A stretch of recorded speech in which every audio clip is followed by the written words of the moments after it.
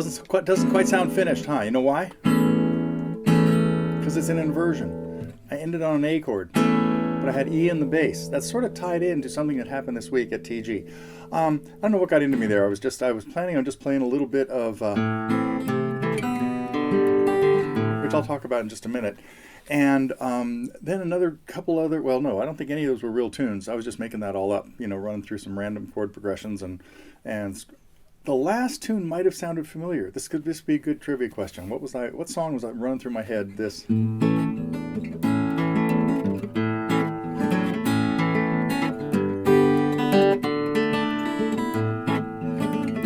Okay. Enough nonsense. I have a lot of stuff I got to talk about today, and it is August 1st. The first tune I was playing, by the way, I guess that's where I'm going to start, was a piece that has just kind of gotten back on my radar because I was just back in touch recently, a couple of weeks ago actually, it wasn't like just last week, with the guy that wrote it. His name was Jim Paige, and he wrote a song many years ago that he showed to many of the students of my teacher. Well, showed to my teacher, Alan Beilharz, and I wasn't even a teenager yet, and these guys were all, like in high school. But, and so he had this cool little guitar ditty that he wrote called the Ivory Salamander. We have a lesson on it now because about 10 or 12 years ago, he came by and visited me here at TG Central, and we shot a pretty long conversation, 12 or 13 parts. It's broken up into, and I will dig it up and put it on the forum where this lives, because we talked about a lot of things. In particular, that one song made it onto a Doobie Brothers album under a different title. It was called Busted Down Around O'Connelly Corners, and it was only 49 seconds long, and it was just Patrick picking through a couple of parts to this tune that Jim had written. And they lost track of Jim. And then the album went on to become really a huge seller. This was The Captain and Me, China Grove, South City Midnight Lady, Long Train Runnin', Clear as the Driven Snow, a song I just got a request for doing a lesson on. That's kind of, it's under consideration. Take my word for it. Anyway, I think that's the end of this story. It's just I've kind of got the Doobie Brothers on my mind because because I didn't finish that part of the story. Another character at the time was named Billy Dean. And he was probably like the best guitar player around in the Los Gatos area, or maybe the whole South Bay, because he was well known to everybody that was here. That was Jerry Garcia and Jorma Kaukonen. Jorma wrote a tune on Burgers, an electric guitar tune called Ode to Billy Dean. This is the Billy Dean that also popularized the tune Chicago. There it is. Wait.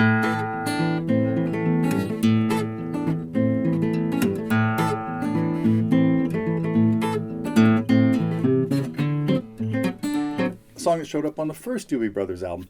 This was not at all what I meant to talk about today, but bear with me. I'll be done with this in a minute, I hope. So Jim Paige wrote this cool tune that he called the Ivory Salamander. Patrick put it on the third Doobie Brothers album. It made a fortune. It was a huge seller, and so they eventually had to track down the songwriters of this tune because they owed them some royalties. It took them a long time. They eventually found him in Seattle because he'd also changed his name to Jim Paige. Changed his last name to Paige from Luft that it had been before when Patrick knew him, and gave Jim a big old chunk of money. So he got well paid for Patrick making his song popular, or putting a song on an album that became a huge hit, The Captain and Me. I really encourage you to check that one out, along with Toulouse Street, the one before. Those are my two favorites, but the next couple were pretty good too. Blackwater came along on the Vices album, and Another Park, Another Sunday might have even been the next one. Anyway, enough of that. Okay, I think that's the end of the Salamander story, but I just got Doobie Brothers and Jim. Oh, I didn't finish this. Jim got a hold of me recently because a relative of Billy Dean was a nephew, I think. Billy is not alive, no longer alive. But a relative of his was looking for a copy of this tape that I happened to have. I put it on a CD of Billy Dean playing a show here at the Brass Knocker, I think it was called. I can't remember. Again, I was still just a kid. But my teacher, Alan Beilharz, sent me a cassette of this 10 years ago, and I put it on a CD and sent it back to Alan, and it's even in my playlist here. So, okay, so a relative of Billy Dean's was looking for a better copy than just the cassette, and I don't think one exists. So that's okay. On to the real business at hand. I got a long list of stuff I want to talk about. I'm going to make some of these short. A couple of new tunes. Redneck Girl, a tune I was not familiar with. The Bellamy Brothers. Nesh put together another song from those guys. And we've both been putting, I think, good tidbits of theory in our lessons. Now, the lesson I did this week was Empty Garden. And that one materialized really fast because I had a student here, and he decided he wanted to work on it. By the way, it was, if you remember our old Fly on the Wall videos, it was Fly on the Wall Fred that was here for a lesson recently, and said, hey, you put out all these Elton lessons, but how about Empty Garden? I said, oh, I hadn't even thought of that one. So during his lesson, we listened to it, and I basically just had him figure it out by ear because of what we were hearing, and by numbers and all that kind of stuff. And that kind of inspired me to then make a lesson like that for everybody. It's been a really long time since I've done a lesson where I don't just give you the chords, or I play through it and make it an ear training lesson. And I was thrilled. I got one of the nicest messages I've gotten in a long time from an old student on the East Coast who said he really appreciated the challenge in that lesson. He said he'd watched I think it's part 2, where I just play through it in a couple different keys, and he had correctly identified the 3 keys that I was in. And some of it was because he said, one of those things you played sounded like the beginning to Imagine. And another thing sounded like a chord that Lola is built around. And he was making the connection between songs he knew the chord progression to and what he just heard. So when you hear something like this,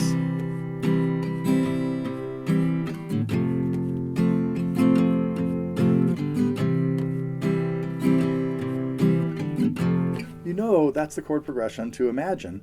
And you want to lock in that, that's really simple. Whatever key it's in, you could probably tell what key it was in because you can see what I was just playing, I imagine. But it was chords 1 and 4. That's what a song sounds like when it just has 1 and 4 going back and forth. Here's another song that starts with something similar.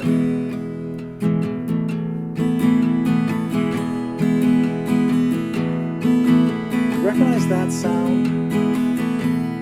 Notice nothing's changing. I mean, only one thing's changing in the chords. It's not really a big chord change. One of the notes in the middle of the chord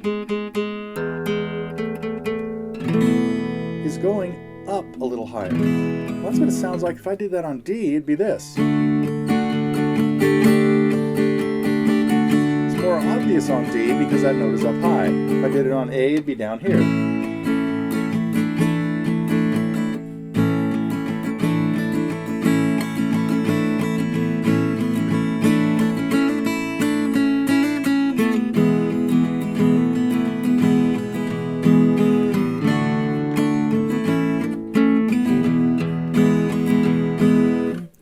But I digress.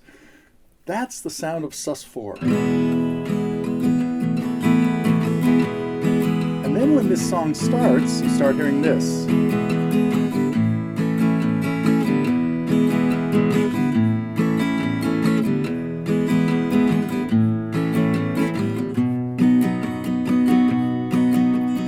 That's that same 1 to 4 sound. E to A. We're hearing 1 and 4 back and forth, just like in Imagine. And the way you could particularly remember that it's 1 to 4 is that there's another chord that comes in that has more tension in it that makes you want to get back to 1. That's 5. That's our dominant chord. And this is, of course, the progression to Peaceful, Easy Feeling. So one of the best ways to get your ear, to improve your hearing and recognizing chords is pay attention to what the chord progression is in songs that you know. And you should be able to pick out songs like Brown-Eyed Girl and know what that progression is, and teach your children. And I had another one in mind. Folsom Prison Blues is a great example of a 12-bar blues tune using chords 1, 4, and 5. So without even listening to it, see if you can figure it out. That's enough. Okay, enough teasing about Folsom Prison Blues. Let's see, a couple other, what else did I want to get to? The big announcements, a couple last things coming up. We will in the next couple days, we will have the raffle situation set up to put your name in a drawing for a couple of tickets to the Jangatos show on August 23rd. Now, you do have to be in Santa Cruz then. I will be going, and so I'll be happy to meet any of the TGers that win the raffle and can get to Santa Cruz with their free tickets. I'll be there, and we'll hang out. The week before, August 16th, which is a Saturday, we will be doing a TG live show, and the focus of this one is going to be, I should have brought the album out here, it's going to be songs, it's going to be licks and tricks that James Taylor uses commonly. And I mentioned a little of this last week, but I wanted to get to it one more time. And that is, we're going to be looking at some of the his tendencies.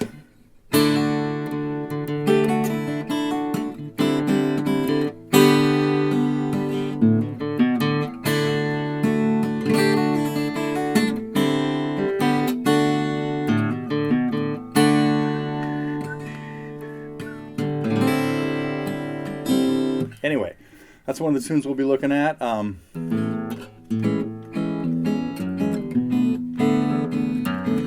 going to look at that. We're going to look at this. And particularly with the ones that are difficult, I'm going to be modifying them a little bit to the way I would really show students how they could play it a little bit more, make it a little bit more accessible.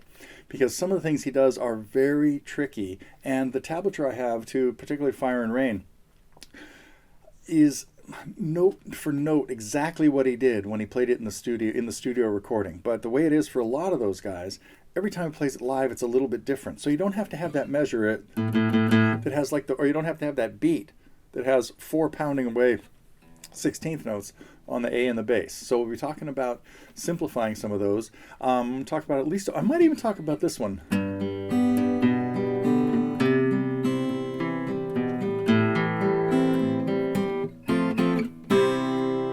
Which is also on the album.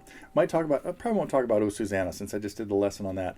I think there's one other big one I was thinking about.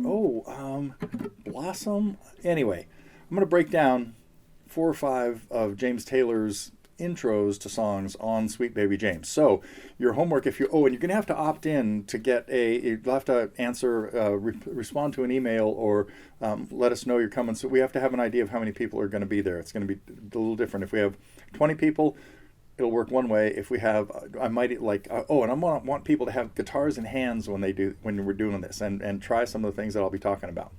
And it'd be a little different if we end up with 100. It's going to be the same. It doesn't matter how big the audience is. We have room for plenty, but we just want to have a rough idea. And I think that is it. The raffle, Jim Paige. I noticed one last thing that happened on the forum the other day was somebody put in a request, because it's been a long time since we've talked about this, for closed captions on a song. It was Blue Eyes Crying in the Rain. And, it's been a long time since we've talked about this, but all of our lessons since 22, I think, so like 3 years, since the last 3 years, everything that's gone up has automatic closed captions added to it with the server that we use. But all the ones before that, which is like 13 years of lessons, do not have them. But it's very small. It's pretty easy for us to re-upload that lesson and have that all happen. So, okay, let's test your ears.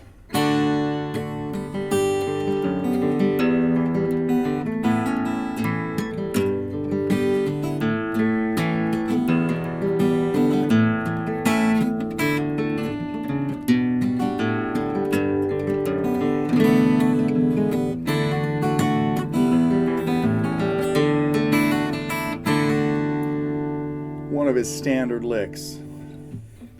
Okay, so I might get to that song too. What's another early one that...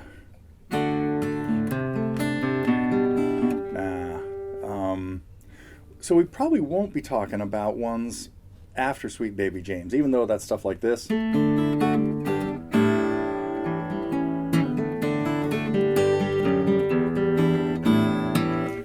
Okay, that's enough. That's it. I think I had a lot more talking to do that I wanted. Sometimes I play a lot, sometimes I talk a lot.